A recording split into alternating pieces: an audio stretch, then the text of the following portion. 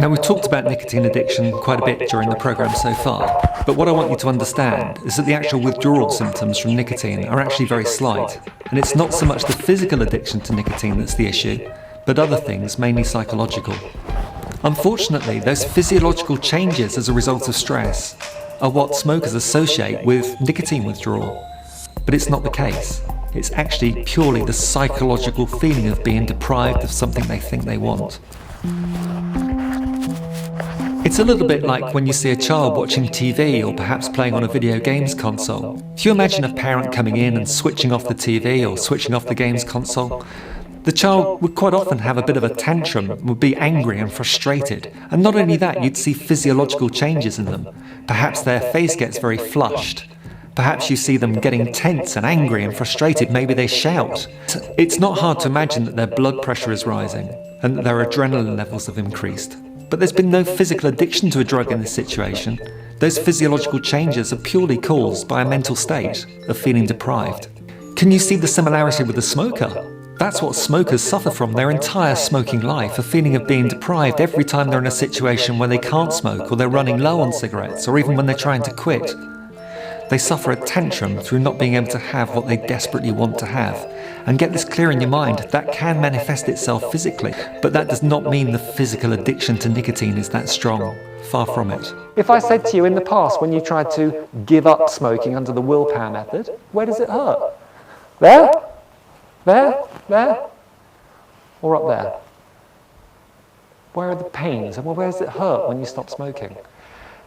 It's up there, exactly. The evils of that little nicotine monster are not in himself. You kill him off easily just by not feeding him. Like a deep sea diver, cut off the supply of oxygen, no force on earth can stop you. He's going to die. It's all you need to do to stop feeding him. But what makes it harder than that? Well, the real evil is this. That nicotine monster is the sperm that conceives the big monster in the head. He's the little starter motor that gets the big monster going. He's the catalyst that gets this huge reaction, this panic, this craving, this fear in the head. And what causes that big monster in the head, this is the really big monster up here, this is what we really need to deal with. Have I convinced you all you're addicted to nicotine, by the way, physically? Because that's the least of the problems. That's maybe 1% of the problem. 99% of the problem is this. The 1%, I'll give you a few tips later on, you can brush that off like a bit of fluff in your jacket, not a problem. What we really need to deal with is this. What am I talking about up here? What is this big monster in the head? Should I tell you? It's a wonderful word I love. Alan called it the brainwashing. From the day we're born, we're subjected to massive brainwashing about how smoking helps us to relax and to handle stress, to concentrate and to relieve boredom. So where does this brainwashing come from? One of the cleverest tricks that the tobacco industry perpetrated on us was to manage to attach a feeling of rebelliousness to the cigarette, making sure that people in the movies, for example, were always the rebellious types. Those are the ones that had a cigarette in their hand at all times. My early memories were from the movies, where seeing people like Humphrey Bogart and James Dean smoking and looking cool doing it, showing my age here. As a teenager, we like to feel a bit rebellious. People tell us it's very bad for us, but we like to go against the flow. We're growing up, it's part of our development, we feel. Even today, as an adult smoker, we often feel that we're going against society's conventions, that we're going against the flow, and that's what seems to make the cigarette even more exciting. It's our little piece of rebellion, even as an adult. But the truth is that you're remaining in the control of this insidious little drug, nicotine. Far from rebelling, you're actually allowing yourself to be controlled by this drug. I used to go to Saturday morning pictures as a kid, for example. I remember the bandit facing a firing squad and he was given a last request. What was it? A slap-up meal? A night with a beautiful woman? No. A cigarette was the most important thing. Can you imagine the impact on a young child of being told, wow, a smoker thinks the most precious object on the planet, their dying wish, is a cigarette? Incredible. Perhaps smoking in the movies is not as commonplace as it was many years ago, but it's used even more effectively, usually for situations where somebody is dealing with a big stressful problem or out relaxing and socialising with friends. I recently saw the film Avatar with the 12-foot tall blue aliens, and there was only one person that smoked in that film, and that was the Sigourney Weaver character, a doctor, scientist. Now, Sigourney Weaver was the only main Hollywood name in that film, and she was the only character smoking. And it gave the impression that in the future, a doctor, a scientist, would find it useful to smoke to handle stress and to solve problems. The brainwashing is absolutely massive. Sarah Jessica Parker, for example, in Sex and the City, lit a cigarette whenever she had a stressful problem, maybe a writer's block, or when she was out relaxing with friends. Another example that occurs to me is the Sharon Stone character in Basic Instinct, that very sexy film that I'm sure you can remember. Now, Sharon Stone was smoking a cigarette in that scene, and the idea was that there was something sexy about smoking. But I think you'll agree with me, Sharon Stone would be equally sexy without the cigarette.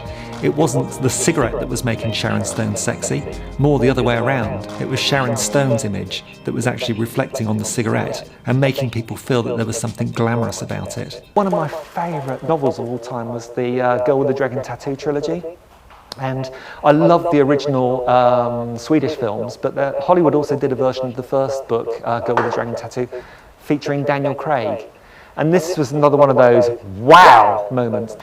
First scene of the film, right? He's being hoisted up on charges of corruption, and I can't remember the exact details. But you saw Daniel Craig, big Hollywood star, walk into a newsagent. Not only did he go in and buy some cigarettes, he went up to the counter. He was all stressed. He'd seen his face on the telly being accused of this thing. Somebody was suing him for millions of krona or whatever it is. And he went up to the counter and he said, "Take a packet of Silk Cut, please." Got the packet and they saw him go, and you actually saw the guy opening the packet and lighting a cigarette. He actually only took a couple of puffs and threw it away, but he was really stressed. You know, the brainwashing is out there still. Just, you know, people say non-smoking, it sounds very negative because it's just after the day you're not going to be doing something you used to do. This is what I call positive non-smoking. I don't want you to turn into a crusader and get obsessed, but when I see things like that, it's a great reminder of what I've managed to achieve. I've managed to see through the glossy packets and the massive advertising. I've seen the filth and poison they're really trying to sell us. You know what I mean? I notice things like Daniel Craig saying, 20 Silk Cut, please. It's crazy. There must have been money paid for that scene. I can't believe there wasn't. I really can't. I can't prove it, but come on, you know, I'm cynical. But the most powerful brainwashing, I believe, comes from other smokers rather than the movies and the TV. Those other smokers will tell anybody that's prepared to listen how much of a benefit they get from smoking, that it helps them to relieve stress and boredom and concentrate and relax. They're always willing to tell anybody that listens how marvellous their cigarettes are and what pleasure they get from it. The trouble is, you hear that often enough, you actually start to believe it. Even non-smokers believe that cigarettes have genuine advantages. They don't see the point of risking their health and spending all that money on getting those advantages, but they still believe that they exist. That's how powerful the brainwashing is. Even people that aren't addicted to nicotine still believe that smoking provides some real benefit or crutch to smokers. In my life, I've known many smokers, and some of them are actually very intelligent people with high status in society. I've met doctors that smoke, people that I held in esteem. And the effect of any smoker on looking at these people that are still smoking is to think, well, I can't be that stupid because that person that I admire and respect is still smoking. They must achieve some advantage or pleasure or crutch from smoking, otherwise they wouldn't be doing it. And the effect of that is to think, well, if it's not so bad for them to smoke, then it's not so bad for me. And it actually makes us feel better about our own smoking. My favourite auntie when I was growing up was Auntie Margaret. And my Auntie Margaret was one of my few relatives that actually smoked. She had a fairly tempestuous relationship with my Uncle Brian, and they were frequently arguing. I often noticed my Auntie Margaret walking away from that argument to go and light a cigarette, and she immediately seemed much calmer and less agitated when she had the cigarette in her mouth. Can you imagine the message that was sending to me as a young child about smoking and its effects on stress? Open your mind and consider the possibility that no cigarette that you've ever smoked has given you any genuine pleasure. That everything you thought was a pleasure was actually an illusion. Okay? You never actually really had a genuine enjoyment from a single cigarette you smoked. Now, I know you're looking a bit puzzled at this, and I know why, you know. Because even a heavy smoker will say to me, well, Rob, you know, a lot of the cigarettes I smoke, I'm not even aware that I'm smoking them. But there are, like, the special one after a meal that I really enjoy. Casual smokers seem to think they enjoy every single one of them. You know, but that special one after a meal, most smokers would say, oh, I really enjoy that. You're not going to convince me I don't enjoy it. You know, this is just an illusion. Let me just talk you through this. Take that example I just gave you, these long, interminable meals that you don't smoke between courses. An hour, 2 hours go by. You're in your favourite restaurant and all the rest of it. Work for the week's over, looking forward to the weekend. You get to the end of this meal, you've not smoked for 2 hours. How are you feeling? Anxious? Not smoked. I mean, the non-smoker, they're satisfied. They've quenched the hunger, satisfied their thirst, worked for the week's over, they're fine. But the smoker's got one more problem, haven't they? The little nicotine itch needs scratching, if you like, all right? Now what happens is we're sitting there these days where even if we are in a place where they allow smoking, which is becoming very rare, but let's just imagine they do, a couple of other people around you light up and smoke, so you know you're in good company, okay? You know that you can smoke without worrying. The first time in 2 hours, every other need has been satisfied. Looking forward to a lovely weekend. Eaten, drank, being waited on, lovely restaurant, everything's fine in the world. Our one last thing, our little nicotine itch needs scratching. We want a cigarette. 2 hours, one after the meal. Can you just imagine that for me? What happens? Light it up.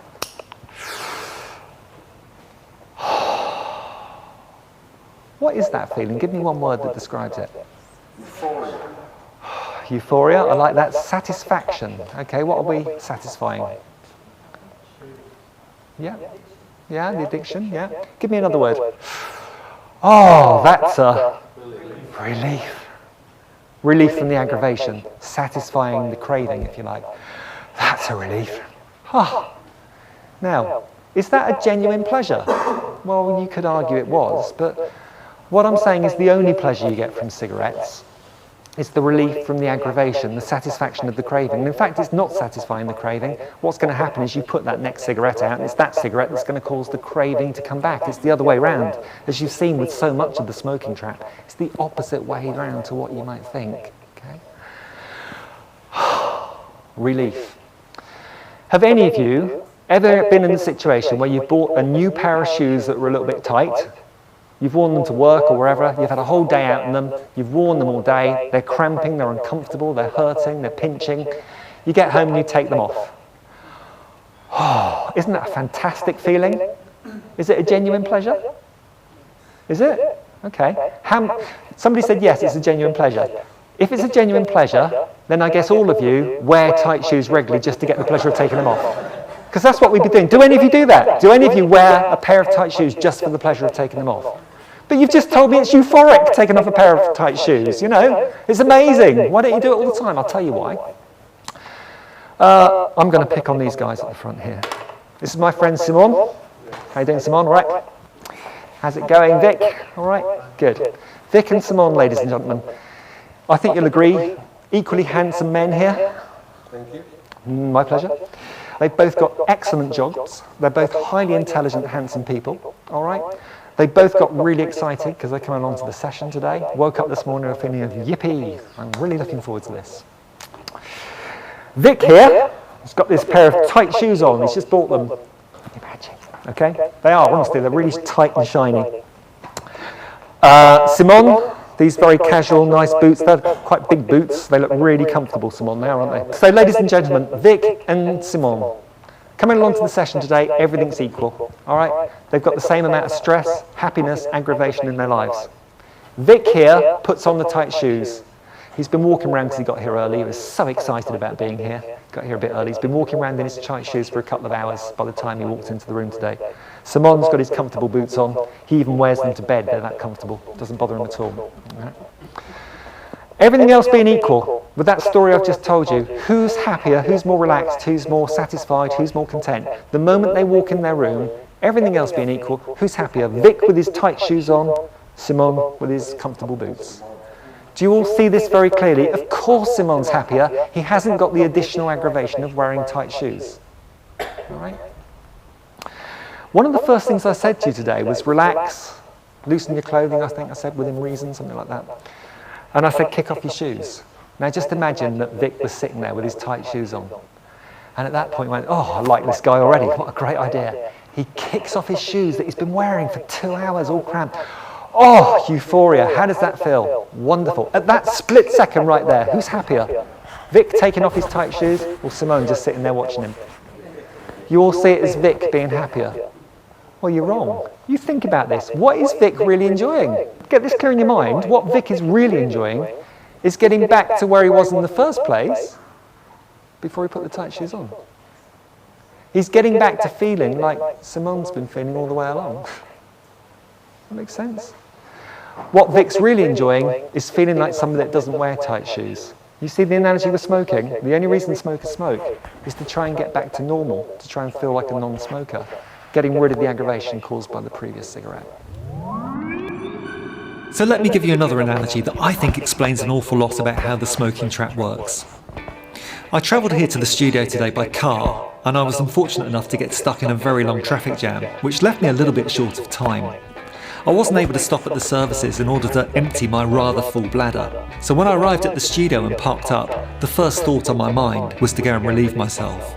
Now, at no point did I think to myself, well, actually, if I manage to hold on, control my bladder, and actually come and do this session in the studio today, if I manage to sit there with a full bladder all the way through the filming, can you imagine how marvellous it would feel when I eventually went to the toilet at the end of filming today? It would feel amazing.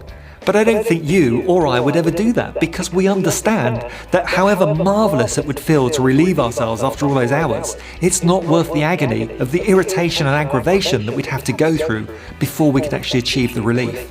Now, when you think about it, isn't that very similar to cigarettes?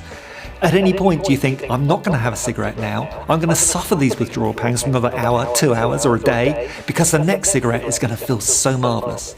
The real reason we smoke, the real difficulties people have when they stop, is not the little nicotine monster. As I say, I'll tell you how to brush him off later. It's dealing with this in the head, really, and we're nowhere near getting rid of that yet. I've got so much to go through with you. So the young lady that said to me earlier, why do I still want to go out and smoke? That's why. We've got to take this away. There's a couple more things we need to do. We're halfway through, but I wouldn't expect you to be halfway cured. Does that make sense? Because until you really understand the whole nature of the trap, you're not going to feel any differently about smoking. Until you make the decision to smoke your final cigarette, you're not going to feel any differently, because you know at the moment you're still a smoker. So if you're sitting there thinking, well, he's halfway through, I'm nowhere near halfway cured, don't worry about it. It's like a very small jigsaw puzzle with big pieces. You've got half the jigsaw piece together. It's going to make no sense at all. In fact, it won't make any sense until I put the final piece in at the end, okay? A very important aspect of getting addicted to nicotine is through a process that psychologists call conditioning. Now let me give you an example of conditioning in real life. If any of you have had a puppy at any stage, you may have had to house train them, for example. Now the way that we house train puppies is that when they do their business in the house, we administer a short and immediate punishment, perhaps a tap on the nose. Conversely, when the puppy does its business outside the house, a behaviour that we wish to encourage, we administer an immediate reward, perhaps a treat or something like that. Over a period of time, this is very effective, and the puppy learns to do its business outside the house. Now, the punishment or the reward has to be immediate. If we delay the punishment or the reward following an appropriate or inappropriate behaviour, the puppy is not going to relate the punishment or reward to the actual behaviour carried out. It must be done immediately. Now, how does conditioning relate to smoking? Well, there's actually an asymmetry to smoking, because when we light a cigarette and inhale the smoke into our lungs, we get a dose of nicotine almost immediately. Current studies suggest about 7 seconds from the lungs to the brain. Immediately, within those 7 seconds, we're replacing the nicotine that left our body, and we get an immediate feeling of relief. There is no doubt we do feel better than a moment before we lit that cigarette. However, when we put the cigarette out, although the nicotine immediately starts to leave your body, you're not really aware of it for the first 45 minutes or an hour, until the nicotine level falls to about half of what it was when you first put out the cigarette. A period of time elapses between putting out the cigarette and being aware of the nicotine withdrawal symptoms. So you can see very clearly in terms of conditioning, what does the cigarette get the credit for? The cigarette gets the credit for the feeling of relief, for making us feel better. We don't associate those feelings of withdrawal with the cigarette because of the time lapse between putting out a cigarette and actually being aware of the nicotine withdrawal. So just apply that to your own smoking. Think about conditioning, how it applies to you. If you're a 20-a-day smoker, you're actually being subjected to that conditioning 20 times a day in, day out, week after week, month after month, year after year. Conditioning is just one more example of how a stupid and pathetic drug like nicotine that really does nothing for us at all can build itself up in the smoker's mind to be so associated with reward and pleasure when it really does nothing for us at all. Before we move on to the next section, I've got another small exercise for you. Take a moment to note down some of the things that have affected your way of looking at cigarettes over the years. Give some examples of the brainwashing that you've seen in the media that may have affected the way you see cigarettes. Perhaps make a note of any smokers that you've known in your life that perhaps affected the way you saw cigarettes, people that you admired, respected or looked up to. In the next section, I'm going to be talking to you about the so-called special cigarettes and what makes them so special.